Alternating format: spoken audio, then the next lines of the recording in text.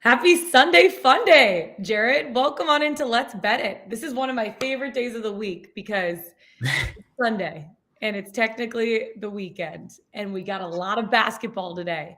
We had a lot of good basketball yesterday for round 2, day 1. I know we're going to go over it in a second, but just your overall thoughts to start out the show. Madness. Madness. I'll open with two things before Okay. we get into like the full recap of the day. One, how about those St. Peter's Peacocks, baby? Jersey City represent. They own the state of Kentucky at this point. They They do. own the entire state. Like honestly, they're the president of Kentucky. That's not a title, but if you look up St. Peter's on Wikipedia, Lauren is currently changing Yeah. the If title you look up the state of Kentucky on Wikipedia, Owned by. you know, like when you look up like an athlete or something, Yeah, and it says owned by. parents. It says parents. Yeah. Parents.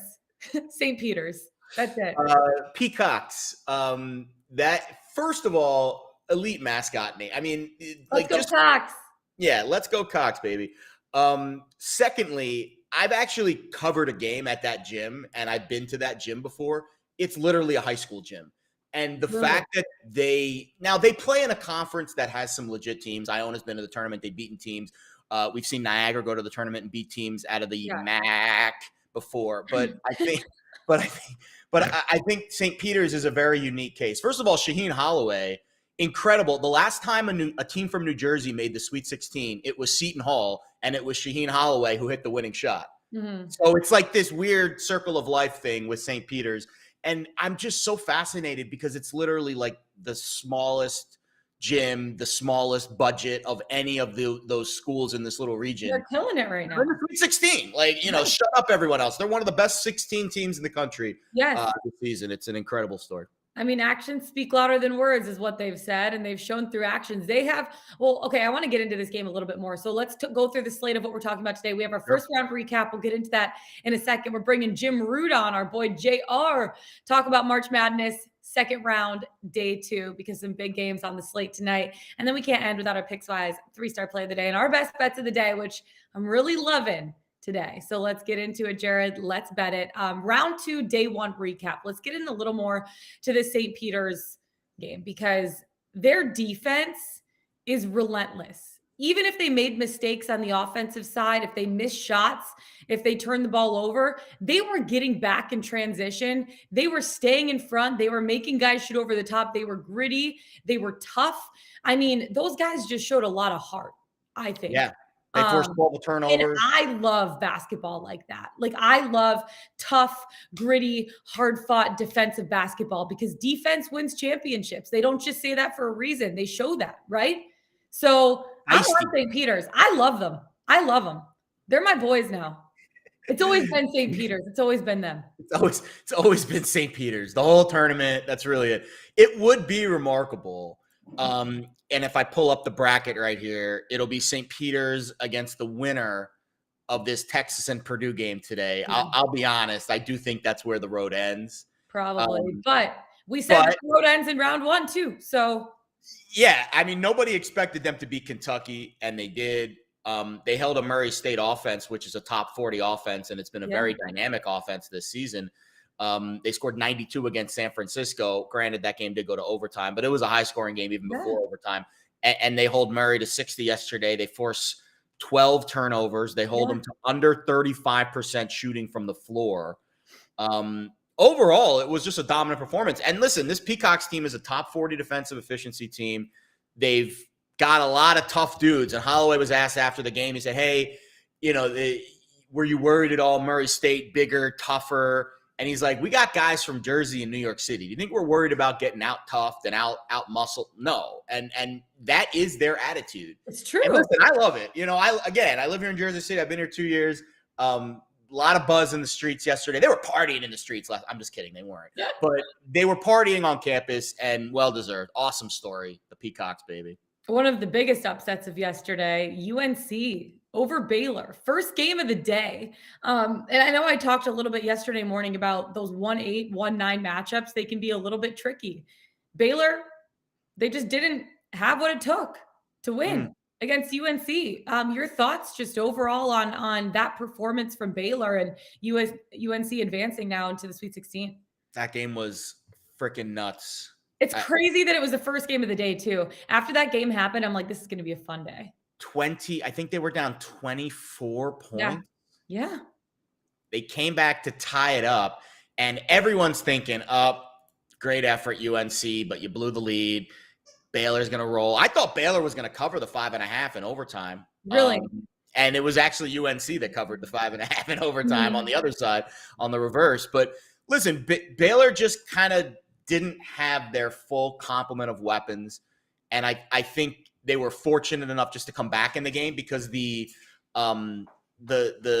ejection to Manic, the best player on the floor for UNC in that game, changed that game. And listen, I think it was, I said it was a soft call. I think in the context of the game, it was a soft call because it was just kind of out of nowhere. And he was, shooting threes, lights out, and all of a sudden he elbows a guy in the face and he's gone. It was the finality of that moment that I think was jarring because of the tournament aspect of it.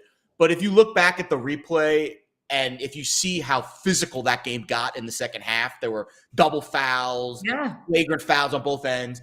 I think the refs were just trying to get a hold of the game, but in the process of doing that, they basically gave Baylor a chance to win it, I would say a little unjustly. But listen, I think UNC was the better team on that game, and they deserve it. 100%. Well, Kansas, another one seed that played yesterday, and Gonzaga, both of those games came down to the wire as well. 1-9, 1-9 matchups. And we're just seeing it. These teams are coming out and they're playing gritty. Creighton played gritty against Kansas. Memphis played gritty against Gonzaga, which, by the way, we both covered the spread in that one. Memphis +10, which you love to see. But it's just one of those things where these one seeds, they're dominant, but at the same time, you're seeing these teams in this tournament time, the big dance, knowing this is their one shot, coming out and playing gritty basketball. Just your thoughts on Kansas and Gonzaga, both almost losing, to be honest with you. Yeah, all 3 1 seeds yesterday, none of them covered. And what does that mean today for Arizona? We'll see. Different matchup against TCU, but none of the 1 seeds covered. One of them lost outright. I think when you look at Kansas, I think it's Obaji needs to get going. He was 5 of 14 from the field. He only had 15 points. That's a guy that needs to be in the 20s if Kansas wants to win a title. But the one guy that was, and we said it yesterday, and this is why we picked Kansas to win it all, Remy Martin coming off the bench, 20 points, 7 rebounds, 4 assists, 1 turnover in 29 minutes. That's the most minutes he's played since the injury. He is a difference maker. He came on the floor. Kansas was down 6-ish. Bang, 14-3 run. The second he comes on the floor off the bench, like 5-6 minutes into the game.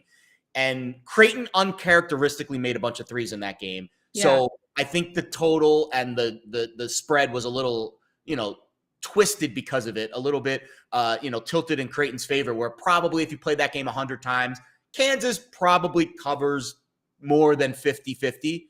But Creighton had an unusually good shooting day, and that's why they were able to cover. But you credit the Jayhawks; they had a hell of a year. They were without, the Blue Jays. They had a hell of a year, and they were without their starting point guard for most of it, and they made it into the round of 32 and gave the number 1 seed Kansas a run for their money. For Gonzaga, listen, Memphis, we told you, Memphis is legit. Memphis has dudes that can run up and down the floor. Gonzaga got hot in the second half, and they showed you how when I think about Gonzaga, I think spurtability. Like they looked dead in the water in the first half. They were down 10 at halftime, and then bang, they come out in the second half. Nembhard hits a few threes. Timmy just doesn't miss. You've got Chet Holmgren in the middle, kind of maneuvering around, and Gonzaga's dangerous. But I think they can be had by another good defensive team that doesn't go into lapses like Memphis did. I think Texas Tech, that's the squad that's going to take down Gonzaga. We'll see it in a little later rounds, but I'm hoping not, because I have Gonzaga in my final game for the championship, but we'll see what happens. One other team that was down 7 at half and that showed their grittiness in the second half. Do I dare say that my alma mater showed what they're capable of? You deserve to chirp about that one. Do I dare say that my alma mater showed what they are capable of doing? Go Blue, baby. They beat Tennessee 8 points. I loved everything that I saw from that Michigan team in the second half. They shot well. They got back in transition. They defended well. They shut down Tennessee. I'm all about it. I'm all about it. What did you Yeah. see from them? Hunter Dickinson, man. He's 27, a star. 27 and 11. I mean, He's a star. he just looked comfortable yesterday. The first thing that comes to mind is, man, Devontae Jones cannot catch a break. That sucks. That sucks. Like you finally you're back. You take an elbow to the head from one of your own teammates in practice, and then you bang heads with someone in the game. And when he was walking off, like he looked a little woozy. He wasn't. I think he's probably He's done. He's done. Yeah, multiple concussions in a week. That's tough. And I don't. To be fair, I don't know if yesterday was officially a concussion. Yeah, but I mean, they're like playing it safe because literally 3 days before that, he had Yeah, and he looked woozy. Like he looked like he'd just been in like a 12-round boxing match with Evander Holyfield. Yeah. That's all why right. I look after a workout and I try to stand up from the couch and I'm like, oh God. I think the most impressive thing about Michigan yesterday, they were -8 in turnovers. Mm-hmm. And that's probably because, again, they were shifting point guards throughout the game. Yeah. And they had like halfway through the second half, they had like 12 turnovers. Yeah. And but I'll say this. Them in the first half. The big cap on that game, Michigan deserved to win it, no doubt. But to me, the big handicap in that game was fading Rick Barnes in a tournament game. My dad literally texted me. Gary Jabara texted me after that, my dad, and said, God, Rick Barnes sucks. And that, like, honestly, like, that really is what it comes down to. Yeah. As good as Tennessee looked last week in the SEC tournament, that's how bad they looked yesterday. They just looked out of rhythm. They didn't have any response. Michigan went into half down 8, and they outscored Tennessee. They dropped 44 in the second half. You know, Juwan Howard made the adjustments. Good for him. He's gotten a lot of shit over the last couple of weeks. Good for him for, rallying the troops. And Michigan, listen, they deserve to be a Sweet 16 team. Go Blue, they played the balls in the second half yesterday. Go Blue. I'm riding them all the way home. Them and St. Peter's. Man, I'm here. A Michigan-St. Peter's title game. St. Peter's matchup. In the championship? What do you think? That would be the craziest title game in the history of college basketball. That would be so much fun. I would buy. Jim Root thinks about that. I would be there. I would be in attendance. I would do the show live from the arena, wherever it is. Where is the championship game this year? New Orleans. Well, thank you. Appreciate that. You'll probably be on the road with the Hawks somewhere, to be fair. But yeah, we talked about Tennessee being off rhythm. Let's bring in a guy that's been on rhythm, on pace with all of his bets, Mr. Jim Root, our college basketball extraordinaire analyst. Better. What's up? Hey, nice background. I'm loving that curtain that we got going on. Yeah, I am at the Paris, Las Vegas. We're checking out today. It could be a shaky internet connection, so I'm giving a full warning to the people. We're gonna battle through it though. Yesterday, Jared had some internet issues too, and I made like what I thought was a hilarious joke, and Jared's face was frozen like this. I got not so like literally for 30 seconds, I'm like, was that not funny, or did Jared just freeze? I was like so confused. It's gonna be my default reaction to your jokes now. Just Jim, before we get into your bets for round 2, day 2, just your thoughts overall yesterday. All 1 seeds kind of struggled for a little bit before 2 of them pulled off the victory. Obviously, Baylor goes down. But just your thoughts on yesterday and some of the awesome games that we got to witness. Yeah, I mean, the underdogs played quite well. Obviously, St. Peter's getting to the Sweet 16 is about as surprising as it gets. I had written them off in the first round, and here we are going to have to talk about them into next weekend. But yeah, I thought it was a great day of hoops. The Baylor comeback after the Brady Manick foul was wild. But I mean, here's to hoping we have another day just as good as yesterday was. I know. What do you think about the Manick ejection? A little soft or warranted? I guess by definition of the rule, probably warranted. The context of it, soft. Right. You want to be able to take that context into account, but I get it. Like I've been angrier at other calls. I wasn't totally upset. It definitely was an elbow to the face, but like that game was getting chippy AF, and like man, the ejection I think only heightened it. It only made it more on edge, and it really gave Baylor, man, I can't believe they came back and then didn't cover it. I thought for sure they were covering it overtime. 38-13 after the foul. They went on a run. It was nuts. And I also told Jared this. I just think St. Peter's now officially owns the state of Kentucky. If you look up Kentucky on Wikipedia, St. Peter's picture is like right there next to their name, just because They're gonna make the new state bird a peacock. Has to be. Has to be at this point. I mean, goodness. Own them. Okay, let's get into some of the games today. The first one, Houston taking on Illinois. I'll let you go first. You like Illinois in this spot, right? Big Ten. Yeah, it's just line wise, it feels too high to me. I like if I had to pick the team to win, it would be Houston, but it feels like closer to a coin flip to me. So seeing 3.5, seeing 4, there were some 4.5s yesterday. I definitely thought Illini. That's the side I talked about in the first round. How Chattanooga doesn't run a lot of ball screens, but they did against Illinois because they know that's how you beat them. They know you need to move Kofi around. Houston will do that a ton. And then the other matchup note is Houston doubles the post like crazy, like harder than any team in the country. They double, they get the ball out of your hands. So Kofi is not really going to be an option, I don't think here. Illinois is going to have to hit shots around him.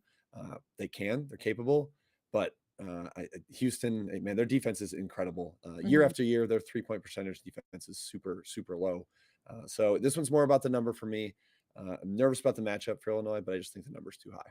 Yeah. Is this a matchup where a guy like Plummer needs to come and provide 3-point shooting for them to kind of like, open up the floor for Coburn a little bit more? Yeah, he's I would say like the most incendiary scorer in the country where it's just like if he flips the switch and he's on, like he will hit 4 in a minute. Like he's fully capable of it. So yeah, they need him. They need Frazier to hit a couple shots. It'll be more about the guards than it will be about Kofi today. Yeah, the public's hammering Houston, and that's a good thing for Illinois. I think when you look at where the teams are from a narrative perspective, Houston looked tremendous against UAB. I mean, that was a dominant performance from start to finish. I think UAB, that was a little more predictable, right, Jim? Like we really did like Houston in that spot. We were just waiting for the good number. We got a better number. We pounced, and they pretty much were covering from start to finish. When you look at Illinois, they're a good 3-point shooting team this year. They're 36%. They're top 50 in the country. They were 3 of 17 against Chattanooga. I think that will positively regress at least a little bit. I know Houston's a good defensive team, but I do expect Illinois to play a little bit better today. Noon matchup. We'll see if Houston brings that intensity right from the jump. On Friday, they played an evening matchup. They had a little more time to kind of gear up to it. We'll see if, again, that defensive intensity, because they've got all the tools. I think Houston's a 5-4 team with their talent and with their metrics and all that. But I see this is a contrarian spot on Illinois this morning, and we've already seen the line go from 4.5 to 3.5 this morning, even though most of the ticket count is coming in on the Coug. So I'm with you on Illinois. I think it's a great look, and I'm taking 4.5 with the Illini. Yeah, all three of us on the same page. Illinois 4.5. Let's go to another Big Ten team that's playing Villanova. Ohio State taking on Nova today. We saw Ohio's probably best defensive effort of the season in their last game. I think that had a lot to do with their health, right? This is the healthiest they've been all season. Nova got their 6th straight win. They blew out Delaware. Jim Root, who are you leaning in this spot, or is it more of a total? I'm leaning towards the total. I definitely like the under, first half under. I'm going to be on both. I just, man, the Ohio State defensive effort, like it was impressive. That was their flaw all season. It was their flaw all last season. They just struggled to guard teams. Villanova can give them some troubles there with the way they move the ball, but I just think the pace is going to be really low. I think both teams want to play half court. It's going to be a grind. Villanova's defense is excellent. They have some guys to throw at EJ Liddell, who kind of lit up Loyola. I like quite a bit. Torn on the side. I'm skeptical of that Ohio State performance because Loyola missed so many layups. So many layups. Yeah. But I still think the under is what I'm looking at here. Jared, you're also on the under too, huh? Yeah, the first half under really stood out to me. So the Ohio State offense against Loyola was, I know they won the game by 13, but it wasn't good. They were 1 of 15 from 3. And they're a relatively good 3-point shooting team. Again, over 36% on the year. So a lot of times in the tournament, you get these teams that, just they don't shoot to their percentages because of, outside factors. To me, when you look at Nova, I see regression with their offense. They dropped 80 against Delaware, and they shot almost 50% from 3. So I don't think they will be able to continue that. And I think Jay Wright will have a good game plan for Liddell. I mean, that's the key. You stop Liddell, you stop Ohio State. I see this game being played in the 60s. And I think the Buckeyes know they don't have the firepower to go shot for shot, run up and down the floor with Nova. They know this game needs to be a grinder. But the Wildcats are fine with that. To me, Villanova's like a finely tuned sports car. They can play in multiple gears. They want to play in first gear, play a rock fight, grind you down on defense. They have the tools to do that. They want to go fifth gear and like they did against Delaware and shoot more threes than they did twos. They can play that method as well. They have this amoeba quality to them because they're really well coached to play whatever style needs to be played on that particular day to get a W. And I think this one is going to be more of a grinder than what we saw that 80, to 60 game against Delaware, which was a little more up tempo. So I see this being an under. I'm playing the first half and the full game under, and I think Nova wins. And I'll throw them in the money line parlay today too, which will polish off. I love a good money line parlay. I'm actually going to tell you guys both on that one. I'm also leaning right now towards Nova laying 5.5. To be honest with you, I just think this is a great matchup for them. Like Ohio State isn't lengthy enough to really bother them in the paint, and they don't have the kind of shooting that's going to knock them out, right? So Nova, like you were saying, Jim, they're built on precision, ball movement. And yes, Ohio State's a good defensive team, but I just don't think they're going to have the same numbers that they put up against Loyola. Nova has more depth. They have more shooters than Loyola had. And I think their execution basically is eventually going to wear Ohio State down. So I'm leaning Nova laying 5.5. I'm not just leaning. I'm betting it after the show. I'm locked in. I put Nova in my anymore, guys. I laid 5.5 with Nova. I'm picking all 67 against the number. That was my ATS pick today was Nova. I'm not betting that. I'm just betting the money line and the under, but I think Nova's the right side here. I do. Absolutely. A lot of Big Ten teams playing today. We got Michigan State taking on Duke. Jim, I'll let you break this one down for us.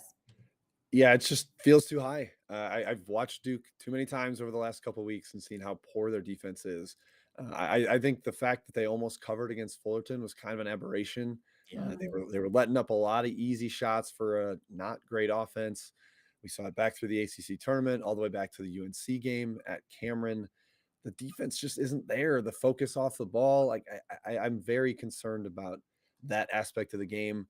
I think this is the round we start to see some of the tension come in about Coach K's potential last game, catches up to a young team. Granted, Tom Izzo has mostly been owned by Coach K. Coach K's kind of had his number over the years, but it feels a little too high. Plus 6.5, Jared. That's where I'm looking here. Yeah, I love Sparty here. This was one you wrote this up for the website, so go read more. Go read more about it because there's go read about more. Go read about more. There's a lot more context than Jim has on Pickswise.com. So this is like, and you put this stat in your column, the revenge spot for Izzo. Duke's 12-3 against Michigan State in the tourney with Coach K and Izzo matching up. It would be ironic that Duke has owned Michigan State in the tourney for all these years, decades, basically. And it would be ironic if Coach K's last game was Izzo knocking him out. After all of the times that Coach K has knocked Izzo out in Elite Eights, Sweet 16s, et cetera, it would be, poetic justice. Duke's 0-5 against the number in their last 5 games. They're allowing over 78 points per game in that stretch. Sparty 5-0 ATS in their last 5. Averaging over 73 points in that game. They did not shoot well against Davidson. 7 of 26 from 3. They only committed 7 turnovers, which is why they won the game, but they didn't shoot it well. They were a +3 on the glass. That's helpful. I think they've got some bigs that can match up with Duke's athletes in the middle. And I think Hauser's a huge, piece for them. That's going to be a little bit hard to guard because he steps out and shoots threes, and we'll see if the Duke bigs want to step out with him. They don't. Yeah, I don't think they do. But, when you get a 6'9" guy that plays the wing that, for the most part's a forward, and he's going to step out and shoot a bunch of threes and be kind of a swingman kind of player. I think that's going to give Duke's defense problems. I think Bingham's going to be the matchup. If Bingham gets dominated in the post, that could be a problem. But I think he's got enough beef to at least hang with those Duke bigs who can be very long, very athletic, and very tough to deal with. And again, I think the spreads, you're right, Jim. I think the number's wrong. There should be 4 or 5. Value at 6.5. Yeah. That's the thing. I love a good matchup between legendary coaches like Izzo and Coach K. Like I live for games like this. And there's so many reasons I think to love Duke. It starts with firepower. They have 5 players right now scoring in double figures, and they're led by one of the best players in college basketball. And Michigan only has one guy in double figures. And I think that hurt the Spartans against some of the best teams in the Big Ten. They're also coming off of a draining game against Davidson, but just the number seems too high for me. I think Duke's going to win, but I also like the 6.5 that Michigan State's getting. So all 3 of us, guys, I'm loving when we're all on the same page. Sparty party, baby. Sparty party. Fist bumps. I know. My home state of Michigan, we got Big Blue going yesterday. We got Sparty going today. Let's keep it rolling, boys. Okay, Iowa State taking on Wisconsin in this spot. Jim, how are you leaning here? I think this game's going to be gross. I think it's going to be half court, low scoring. I think the Iowa State LSU game is a pretty good indicator of what to expect here. Wisconsin's not going to speed things up. So I'm all about the under.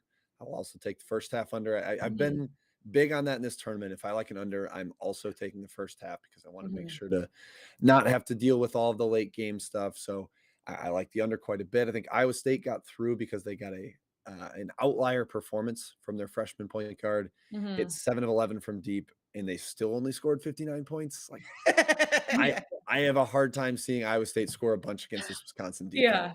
I'm going with the under. Jared, how are you leaning here? Once I saw it on Jim's sheet, I ran to bet it. I got a slightly better number.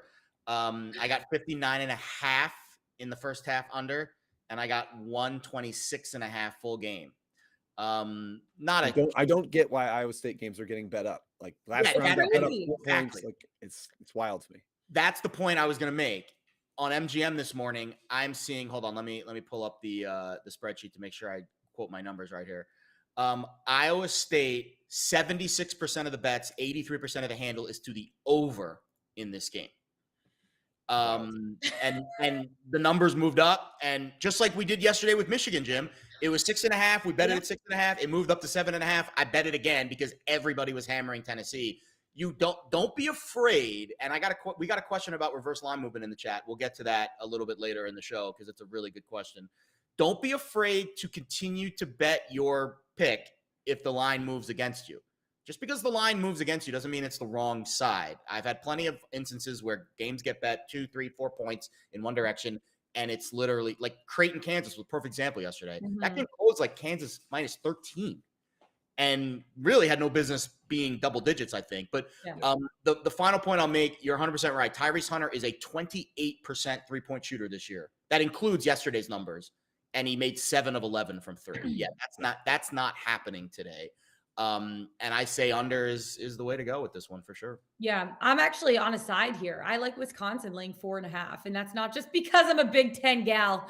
It's because I think it's a home game for Wisconsin. Like I know the Badgers have their flaws as a team, but they keep finding ways to win games, and I think this is going to be tough to beat with a crowd fired up in Milwaukee. Iowa State's offense for me is too limited to pull off another upset against a tougher opponent. The Badgers have Davis, right, to turn to whenever they need a clutch bucket, a clutch play. And the Cyclones are not here because of their offense. They're 186th in field goal percentage, and they turn over the ball a heck of a lot. The Badgers defense, 37th in Ken Palm right now. I trust them. I really do. I know Iowa State's strength right now is forcing turnovers. I think they're like the 4th highest rate in college basketball, but Wisconsin is the best team in college basketball at avoiding giveaways. And I really like Wisconsin in the spot. I like that it's basically a home game for them. The crowd's going to be basically all red for Wisconsin. I think that turnover point is huge, Lauren, because that's how Iowa State scores, is generating steals, and Wisconsin does not give the ball away. So that's massive. And LSU gave it away a ton, and that was an ugly game. That really was. So yeah, you guys like the unders. I like Wisco. Let's keep it rolling. You love to see it. Texas Tech taking on my Fighting Irish. Feel like I'm all over the map with my fandom with different. You have way too many minds. You're only allowed to have one. No, I grew up a Notre Dame fan, but went to Michigan. I'm allowed to root for both, right? As long as they're not playing each other, then I'll allow it. Then I have to choose, Okay, Texas Tech taking on Notre Dame. Jim, you like another under here? I sure do. I think this is going to be a half-court grind. So I'll grab the under. I'll grab the first half under. Texas Tech shooting last round was absolutely ridiculous. Insane. Yeah. Unsustainable. I do not see that happening again against a Notre Dame team that does like to pack the paint, take away interior buckets, and force you to go over the top. So I don't believe that Texas Tech is going to have the same kind of performance from deep. So I will go with the under. Nervous about Notre Dame because their offense is very dangerous, and it's looked great so far. Cormac Ryan with his career high in the round of 64, but yeah, I'm going with the under again here, first half and full game. Love it. 97 points, 12 of 20 from 3 against Montana State. That's insane. And I know Montana State's not exactly, the 85 Bears here with their defense, but that and I'll say this, if Texas Tech sustains that for the rest of the tournament, they're the national champs. I mean, they have the best defense in the country, and they just don't score that much because they don't fill up the paint. There's not a great shooting team, but if they can sustain this for the rest of the tournament, then yeah, they're a Final Four team. So to me, Notre Dame's defense, I thought, played really well against Alabama. They held a really They didn't look tired at all. Yeah, they held a run and gun Alabama team to 64 points. Now, third game in 5 days, you could see some fatigue, but you could also say that the jump shots will also be a little bit fatigued. So it works both ways. If they're fatigued on defense, they're likely fatigued on offense. And again, I think Notre Dame knows that if they're going to win this game, they're going to have to turn Texas Tech into a crappy shooting team. They're going to have to get out and close out all those threes, because I'm sure Texas Tech is going to keep on firing away after seeing them all go in the basket. In their last game. So it does. I'm a little, of all the unders that I'm betting today, this is the one that I'm probably the least confident in, but I still feel good about it because of Texas Tech's defense and a little bit of regression on both ends. Notre Dame's offense has been firing too. They're going to probably have some regression at some point too, because they've been filling it up. Cormac Ryan did not do what he did in the last game. I'm going to save this game because it's my best bet of the day, but I will say Notre Dame has covered the spread in 6 of their last 8 games, and they're playing their best basketball of the season right now. I don't necessarily think they're going to win, but I really like them getting the 8 points in this spot. I'll get into more of that for my best bet of the day. I'll save it so people can stick around and watch that. And Jim, I know you have a heart out in a little bit, so let's talk about TCU, Arizona. Arizona is one of the teams that I have in half of my brackets winning the entire tournament. Do you like them in this spot, or are you betting more of a total again? I like Arizona here. I think we saw TCU about the best they could possibly play against Seton Hall. I think there was some positive shooting luck on both ends there for both them, and then what they allowed against Seton Hall. I just think Arizona's built to blow teams out. Like they get up and down, they increase the possession count in the game.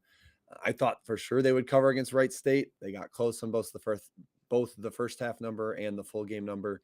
Didn't quite get there. But laying single digits here to a TCU team that I think really struggles to score, especially against size, and Arizona has plenty of that. I will take Arizona. I'll lay that 9.5. I think they do win by double digits here. Yeah, Jared, how do you feel? Yeah, no bet for me here. I have Arizona in the ATS contest. I agree. The note that I have in this game is, does TCU have enough to keep up? That was when I was going last night. That was exactly what came to mind here. TCU is a defensive-minded team. They got a very fortunate draw in their first game because they also faced a defensive-minded team that was without one of their best players.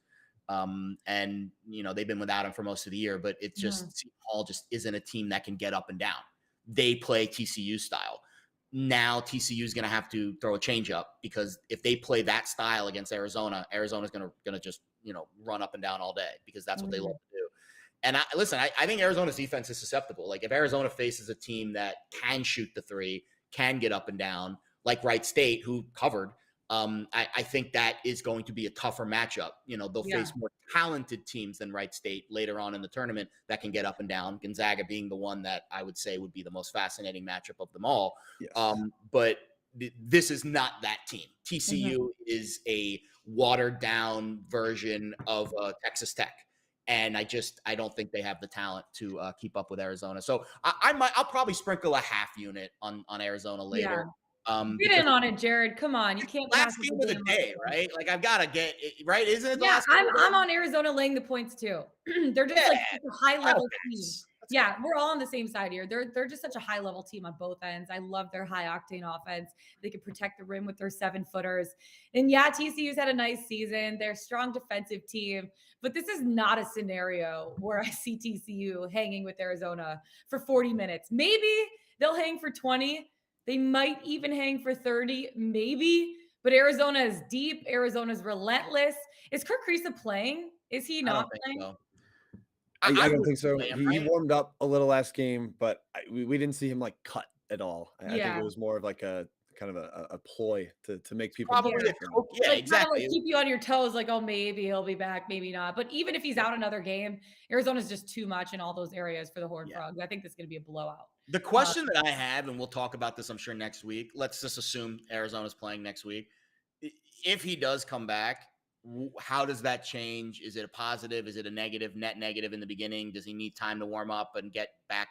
That will be a curveball for our handicaps next week, assuming it's, what's their bracket look like? It'll be Arizona against probably Houston or Illinois. Like, him again, Arizona, Houston, that's a tough game to come back right out of the gate. First game back from a sprained ankle, you're facing Houston's defense. Like that, let's just assume Arizona wins. That'll be a very fascinating discussion next week. Yep. Yeah, Jim, what are your thoughts on that? How does he impact a game like that? I mean, his like swagger means a lot to the team. He's one of the most cocky / confident players in the entire country. He's got a little charisma to him, but they need his shooting. I think that was one thing that was kind of absent against Wright State, is a little extra oomph from the perimeter. They shot well early in that game, but I think having Kriisa would really help, especially against Houston's defense, which, like I said, takes away the post. You have to make shots against that defense. So getting Kriisa back would be huge there. But first game back, that's dicey. 2 more games on today, and Jim will get through them quickly so we can let you go. Miami taking on Auburn. I know you're passing on this game, but you said this game confounds me. Please tell us why. I don't know what to do with Auburn. Game after game, I'm kind of like, especially when they're not at home. When they're at home, I was like, boom, betting Auburn. We're having fun with that. That's great. Auburn Arena, the crowd, they really propel them. But against the Miami team that I'm not all the way sold on either. They've got solid guard play, but the USC game was a weird kind of ugly half-court grind. So this one, I kind of ended up shrugging. The more I went through it, I couldn't figure out the right side or a total. So despite trying to bet on every game, I ended up passing this one. Jared, you're on this one. For the contest, I changed my mind like 3 times this morning. I had Auburn originally, then I changed it to Miami, and then I think I'll stick with Miami for the contest. But because of all that indecision, no bet. This is this one. This is the one game, actually. So I'll probably throw a half unit on Zona later because I'm all for solidarity. This is the one game that I'm probably not betting today. Like of the 8, I think this is the one that I'm not betting. But I will pick it because I'm picking all of them, and I'll officially, for the contest that I'm having with myself, I will take Miami +7. Me, myself, and I. My personal contest. But hey, listen, not bad so far. 24-20. You love to see it. You really do. There you go. One other game that I want to get to, Texas taking on Purdue, or should I say Purdue, because Jared is on Texas today, and Jim, you agree with him, but you're not officially on this game. Yeah, I was kind of hoping we'd get a little bit of a higher number, and I think the way to beat Purdue is you take advantage of their poor defense. Like they've just been bad all season, struggled to get stops. And Texas's offense does not excite me. It's not a team that I think is going to rack up points against the Purdue defense. Chris Beard, the coach for Texas, they double the post a ton as well, kind of similar to Houston. They're going to have to against Travion Williams, Zach Edey. So I kind of like that matchup edge for them. They're going to take that away. But 3.5 just wasn't quite enough for me to get there on the number. It's moving down. It's down to 3 at Westgate. It's down to 3 at Bet365. Some of the offshores have 3 as well.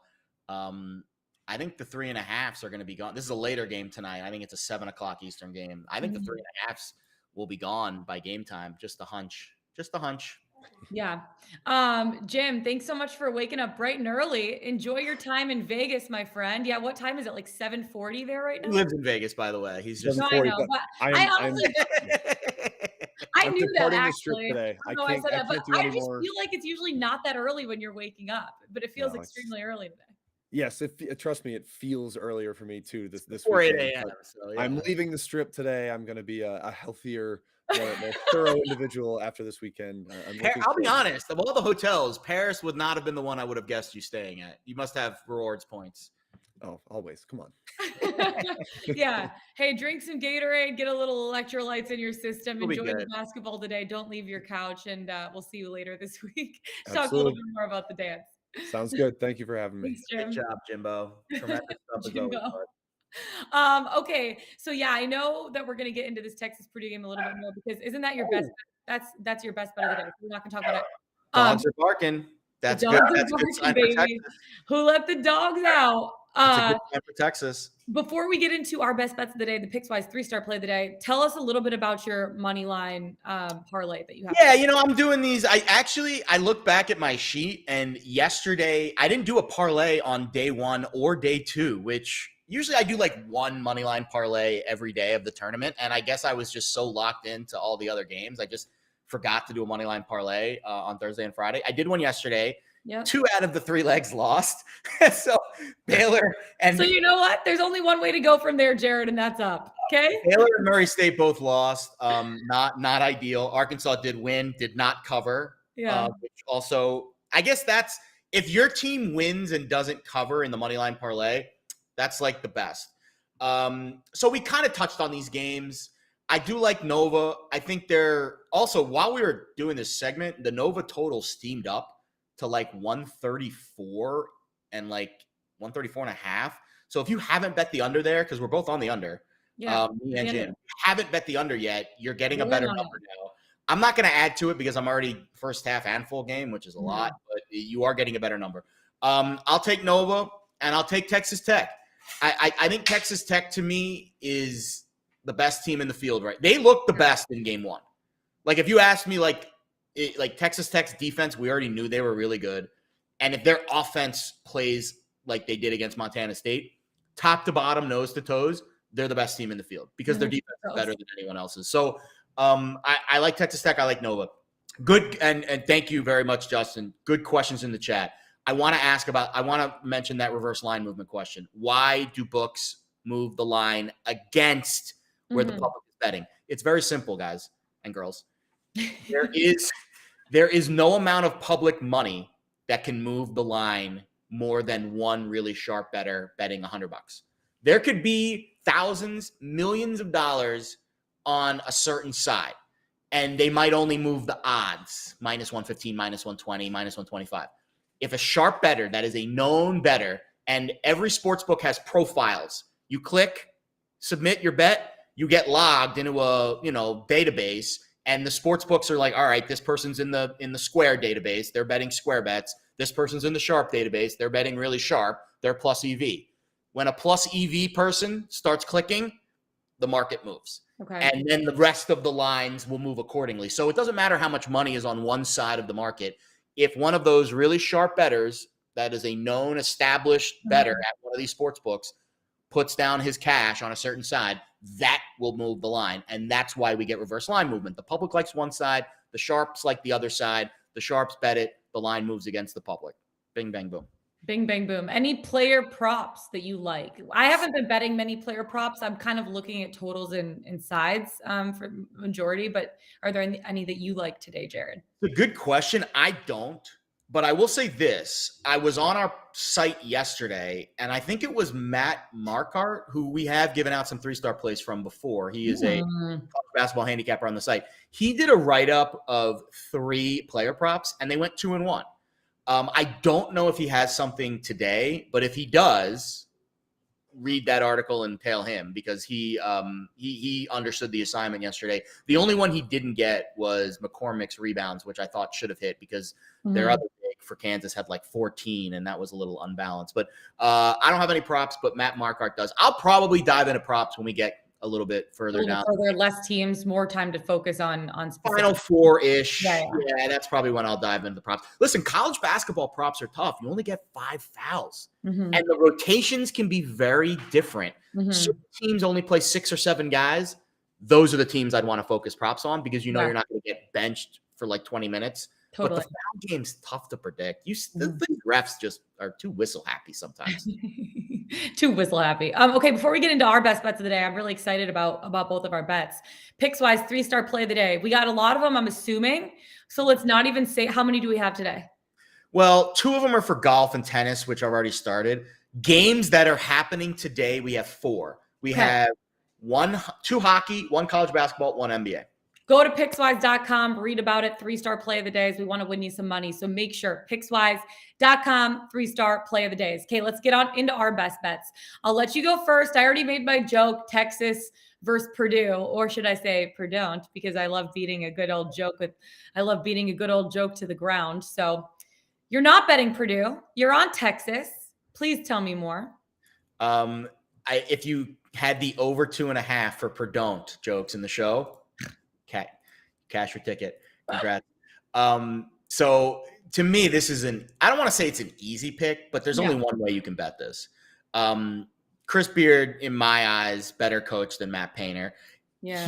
He was catching some heat for really coming down on his players really hard after that Big 12 tournament. He went out, so they lost to TCU in the Big 12 tournament, and he comes out in the postgame presser and he says, yeah, we got some seniors in the room that think they've got it all figured out.